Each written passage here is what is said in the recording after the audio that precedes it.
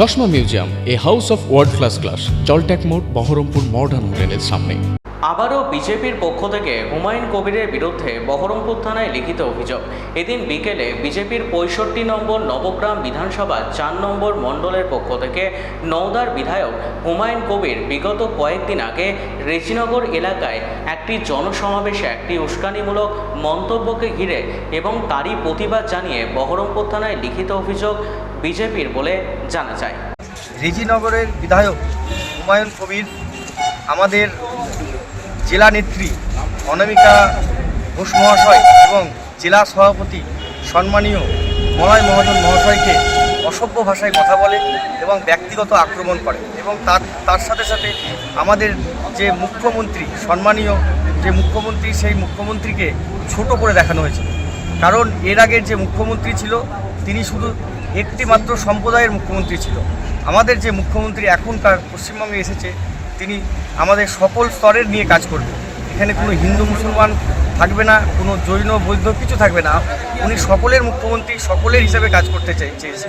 তাই ওনাকে যে এইভাবে আক্রমণ করা হয়েছে তারই প্রতিবাদে আজকে আমরা এখানে এসেছিলাম থানায়। আমরা নবগ্রাম মণ্ডল 4-এর তরফ থেকে আমরা থানায় এসেছি। আমরা থানায় আইসি স্যারের সঙ্গে কথা বলেছি এবং আমরা কেস দাখিল করলাম। আমরা চাইছি ওনাকে এই মুহূর্তে অ্যারেস্ট করা হোক এবং উনি যেই অন্যায় করেছে তার যথাযথ উনি শাস্তি পান।